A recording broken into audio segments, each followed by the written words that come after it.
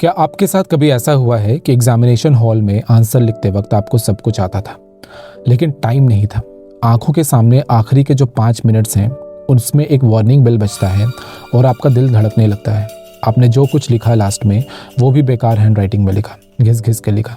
और सबसे बड़ी बात है, आपने तो वो क्वेश्चन स्किप ही कर दिया या आपको मिस करना पड़ा जिसका आंसर आपको सबसे ज़्यादा अच्छी तरह से आता था। टाइम की किल्लत की वजह से आप वो डायग्राम नहीं बना पाए जो आप रेडी करके आए थे, और फिर रिजल्ट आता है। 2 या 5 मार्क्स से आप फेल हो जाते हैं, या फिर 5 से 10 रैंक पीछे आ जाते हैं। ये सिर्फ लिखने की स्पीड के कारण होता है।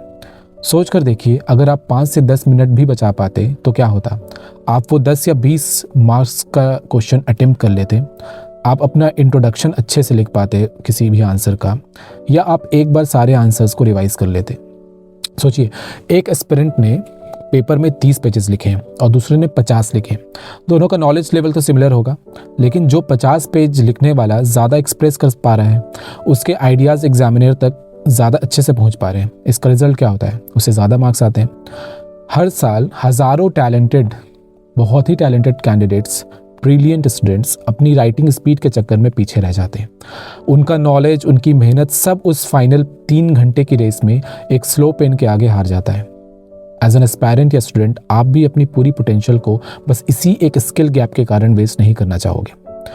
आज मैं आपको बताने वाला हूँ ऐसी कुछ टेक्निक्स जो ना सिर्फ आपकी राइटिंग स्पीड को डबल करेगी, बल्कि आपकी राइटिंग को और भी ज़्यादा इफेक्टिव, ज़्यादा इम्पैक्टफुल बनाएगी। तो प्रॉब्लम क्लियर है, स्लो राइटिंग एक साइलेंट किलर है। लेकिन ऐसा क्यों होता है?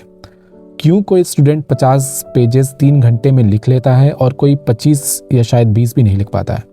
क्या वो उससे ज़्यादा इंटेलिजेंट है? क्या उसके पास ज़्यादा नॉलेज है? नहीं, बिल्कुल नहीं। सिर्फ एक फ़र्क है, टेक्निक और प्रैक्टिस का फ़र्क। राइटिंग भी एक स्पोर्ट है, और हर स्पोर्ट की तरह इसमें भी प्रैक्टिस के साथ साथ साइंटिफिक टेक्निक की भी ज़रूरत पड़ती है। सबसे पहले बात करते हैं पहले पिलर की, जो कि है फिजिकल एस्पेक्ट। आपके पेन का ग्रिप, आपकी पोस्चर, आपका हाथ, ये सब आपकी स्पीड के लिए भी इम्पॉर्टेंट है। बिना स्ट्रॉन्ग फाउंडेशन के बिल्डिंग नहीं बनती है। आपका पोस्चर आपका फाउंडेशन है। लिखते टाइम आपको कभी भी स्लाउच नहीं करना चाहिए। अब बात करते हैं चेयर की हाइट की। अपनी चेयर ऐसे एडजस्ट करनी चाहिए आपको कि जो आपके नीज और एल्बोज हैं वो 90 डिग्री पर हों। पैर सीधे फ्लोर पर रखना चाहिए और थाइस को हॉरिजॉन्टल, और फोर आर्म्स जो है उनको कंफर्टेबली डेस्क पर रखना चाहिए। अब बात करते हैं बैक सपोर्ट की। एक स्ट्रॉन्ग और स्ट्रेट चेयर यूज़ करना चाहिए जिसमें अच्छा बैक सपोर्ट हो, ताकि आपका जो बैक है या पीठ है वो स्लम्प नहीं हो। कुछ सेंटर्स पर बेंचेस होते हैं, ऐसे में मेक श्योर कि आप लिखते टाइम अपनी पीठ सीधी रखें। ये आपको कॉन्शियसनेस होनी चाहिए। अगर लाइटिंग की बात करें तो lighting should be even, bright होनी चाहिए, और ऐसी लाइटिंग जिसमें ग्लेयर नहीं हो। आई स्ट्रेन से अक्सर नेक बेंड हो जाती है और शोल्डर्स जो हैं वो टाइट हो जाते हैं, जो इनडायरेक्टली हमारे लिखने की स्पीड को स्लो करते हैं। और हाँ, लिखने के बीच थोड़ी थोड़ी देर में आप शोल्डर्स और अपने जो नेक है उसको स्ट्रेच करें। एक प्रैक्टिकल टिप ये है कि एग्जाम से पहले 2 मिनट पोस्चर वार्म अप कर लें। शोल्डर्स को रोल करें, रिस्ट को रोटेट करें और गहरी सांसें लें। अब बात करते हैं पेन की। पेन का जो वजन होता है उसका भी एक बहुत अहम रोल होता है। बहुत हेवी पेन हाथों को जल्दी थका देता है, बहुत हल्का पेन जो है वो कंट्रोल कम कर देता है। मार्केट से आप 4 से 5 पेन ट्राई करो और एक कंफर्टेबल पेन चूज करो। मेक श्योर कि पेन जो है वो आपके फिंगर्स के बीच कंफर्टेबली रेस्ट करे। आपका जो ग्रिप है वो बहुत रिलैक्स्ड होना चाहिए। एक टेक्निक है बर्ड इन हैंड टेक्निक। तो अक्सर लोग पेन को बहुत टाइट पकड़ते हैं, इसको डेथ ग्रिप भी कहते हैं। ये आपकी स्पीड को मारती है और आपकी एनर्जी को ड्रेन करती है। आप कॉन्शियसली पेन को लूज होल्ड करने का थोड़ा सा प्रैक्टिस कीजिए।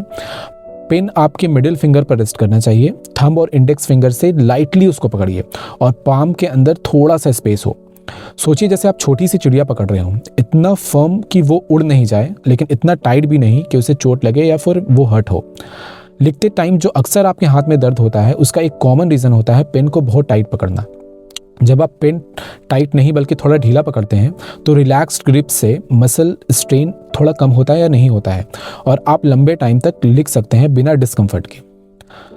अब हम एल्बो पोजीशंस की बात करते हैं। एज सपोर्ट जो कि एग्जाम में बहुत कॉमन है। एल्बो टेबल के एज पर लाइटली टच करना चाहिए। हाफ एल्बो बाहर, हाफ एल्बो अंदर भी सही पोजीशन है, लेकिन ध्यान रहे कि एल्बो हवा में सस्पेंड नहीं होना चाहिए। ऐसा अक्सर होता है जब हम लिखते लिखते पेपर के सबसे नीचे की तरफ आ जाते हैं तो हमारा एल्बो जो है वो सस्पेंड होता है और फिर हमारी राइटिंग भी है वो ख़राब होती है और ज़्यादा जोर पड़ता है। एक और बात, लिखने से पहले आप वार्म अप के लिए एक पेज पर बड़े बड़े लूज सर्कल्स बना सकते हैं या फिर लगातार बिना हाथ उठाए UMI इस तरह की प्रैक्टिस कर सकते हैं। ये एक वार्म अप की तरह है। पेपर पर बड़े बड़े आप सर्कल लूप्स बनाने से क्या होता है, मसल्स थोड़ा आपका रिलैक्स होता है, आर्म मूवमेंट भी थोड़ा सा ट्रेन होता है। हमने pen, right posture, right grip सबकी बात कर ली।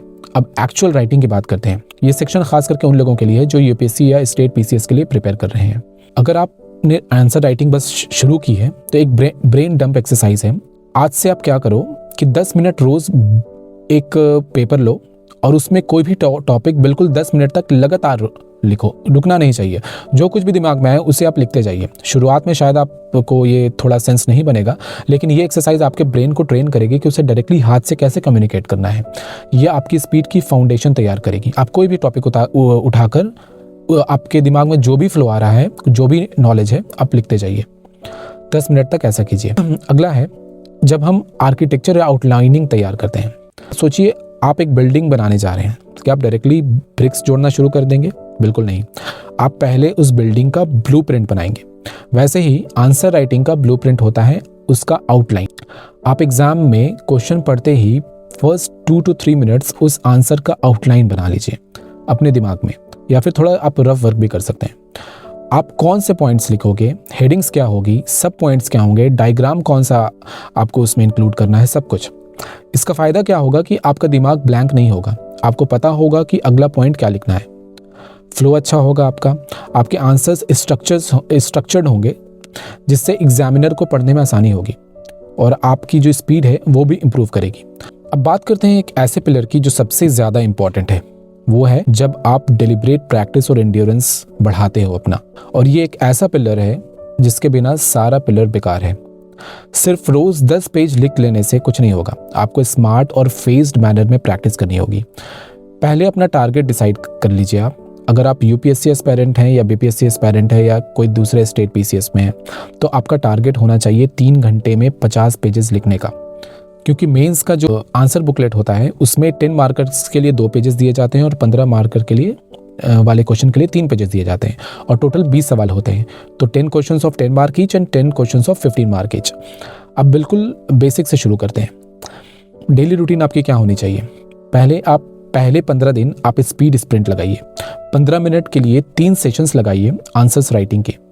इन 15 मिनट में आप कोशिश कीजिए कि मैक्सिमम स्पीड से लिखें। कंटेंट से ज़्यादा आपको स्पीड पर ध्यान होना चाहिए। ये 3 सेशंस आप स्पेस्ड भी रख सकते हैं, जैसे कि सुबह, शाम और रात, या लगातार ये 3 सेशंस भी आप 5-5 मिनट के ब्रेक से पर रख सकते हैं। इससे आप डेली 6 से 9 पेजेस लिख लेंगे। अब फेज 2 की बात करते हैं, बिल्डिंग स्टैमिना और स्पीड। ये डेज 16 से 35 तक चलेगा। इसमें आपका टारगेट होना चाहिए डेली 12 से 15 पेजेस लिखने के। ये आप 2 सेशंस 30 से 40 मिनट के 2 सेशंस में डिवाइड कर सकते हैं। हर सेशन में आप 6 से 7 पेज लिखिए। टाइम्ड राइटिंग और speed sprints actually past paper questions उठाकर लिखना ज़्यादा बेहतर होगा। हफ्ते में 1-2 बार 10 मिनट के एक ब्लॉक रखिए, जिसमें आप जितनी तेज़ी से लिख सकते हैं आपको लिखना चाहिए। बस लिखा हुआ आपका जो कंटेंट है वो रीडेबल होना चाहिए। कंटेंट की टेंशन मत लीजिए, फोकस करिए स्पीड को पुश करने के लिए। ये प्रैक्टिस आपको राइटिंग स्पीड के जो प्लेट्यूज हैं उनको तोड़ने में मदद करेगी। शुरू में आपको कंटेंट पर ध्यान नहीं देना है। अब फेज 3 में एग्जाम कंडीशंस को थोड़ा सिमुलेट करना है। आपका टारगेट होना चाहिए कि 3 घंटे में कैसे हम 50 पेजेस तक पहुंच जाए। इसमें क्या करना है कि you have to aim for 2 sessions daily, 1 in the morning and 1 in the afternoon और in the evening, and each session should have 1 से 1.5 घंटे का होना चाहिए। और धीरे धीरे आपको हर सेशन में 2 से 3 पेजेस बढ़ाते जाना है। ऐसे आप फाइनल स्टेज जो कि 3 घंटे में 50 पेजेस है उसके लिए आप तैयार हो जाओ। आपको मैं एक क्लियर फॉर्मूला देता हूँ। अगर आप इन पिलर्स पर काम करेंगे तो आपकी राइटिंग स्पीड मेजरेबल तरीके से बढ़ेगी। ये कोई मैजिक नहीं है, सिर्फ अप्लाइड प्रैक्टिस है। एट लास्ट मैं आपको कुछ मिसलेनियस टिप्स देता हूँ जो आपको राइटिंग स्पीड बढ़ाने में काफ़ी मदद करेगी और एग्ज़ाम हॉल में आपको काफ़ी काम भी आने वाला है। पहला है hand care is non negotiable. आपको अपने पूरे हाथ का, स्पेशली जो रिस्ट है, जो पार्ट से आप लिखते हो, फिंगर्स हैं, उनको बहुत ज़्यादा ख्याल करना है। अगर आप नहीं करोगे तो ये ऐसी बात होगी जो आप मैराथन के लिए सालों भर प्रैक्टिस करते हो और एक हफ्ते पहले आपके घुटने में चोट लग जाती है। हल्की सी भी स्टिफनेस या इन्फ्लेमेशन अगर आपके हाथ में होती है तो आपके स्पीड, कंट्रोल और कॉन्फिडेंस, सारी चीज़ों में कमी आने वाली है। पूरा साल आपका बेकार जा सकता है। लिखने के बाद 5 से 10 मिनट कुछ एक्सरसाइजेस आप ज़रूर करें। रिस्ट सर्कल्स दोनों डायरेक्शन में क्लॉकवाइज और एंटी क्लॉकवाइज घुमाएं। फिंगर को स्ट्रेच करें, उंगलियों को अच्छे से बिल्कुल स्ट्रेच करें। सॉफ्ट जो बॉल है या ग्रिप ट्रेनर का भी आप यूज़ कर सकते हैं। रिसर्च कहता है कि फोर आर्म स्ट्रेचिंग और टेंडन ग्लाइडिंग एक्सरसाइजेज जो होती हैं वो लिखने की स्पीड और कंट्रोल दोनों को इम्प्रूव करती हैं। अगला चीज़ है इंपॉर्टेंट, हाइड्रेशन और डाइट। हमेशा हाइड्रेटेड रहिए। डिहाइड्रेशन से मसल क्रैम्प्स होते हैं। लिखने से पहले प्रोटीन या लाइट स्नैक्स ले लीजिए, इससे इंड्योरेंस बढ़ता है। और हेवी कार्ब्स या शुगर अवॉइड करिए लिखने से पहले, क्योंकि लिखते वक्त ये थकान आ जाता है इससे। नेक्स्ट बात करते हैं माइक्रो ऑप्टिमाइजेशंस की। अपनी लेटर साइज़ को थोड़ा 10 से 15% तक थोड़ा छोटा कर लीजिए। इससे हर लेटर लिखने का टाइम कम हो जाता है। लेटर्स को थोड़ा लंबा और पतला बनाइए, वाइड नहीं बनाइए, क्योंकि वर्टिकल मूवमेंट हॉरिजॉन्टल से ज़्यादा इजी होती है। अपनी राइटिंग का जो आप स्लैंट करते हो, कुछ लोग बहुत कर्सिव लिखते हैं, बहुत स्लैंट कर देते हैं, उसको थोड़ा कम करिए। इससे क्या होता है, लंबा मूवमेंट करना पड़ता है, जिससे स्पीड स्लो हो जाती है। एक सबसे इम्पॉर्टेंट चीज़ है कि आप लिखते वक्त टाइमर का इस्तेमाल कीजिए। इसी से आपका जो स्पीड है वो ट्रैक होगा। आप बहुत हेल्दी फूड खाइए और ज़्यादा तला भुना या हेवी डाइट नहीं लीजिए लिखने से पहले। लिखने के हर सेशन के बाद आप अपने 4 आर्म्स को मसाज कीजिए, इससे मसल्स रिलैक्स होते हैं। Do not practice writing intensely in the last 3 to 4 days before the exam, क्योंकि इससे आपके मसल्स में स्टिफनेस रहेगी, आप में मसल्स में थोड़ा फटीग आ जाएगा। आप सोच रहे होंगे कि कल से ही शुरू करते हैं। नहीं, आज से ही शुरू कीजिए।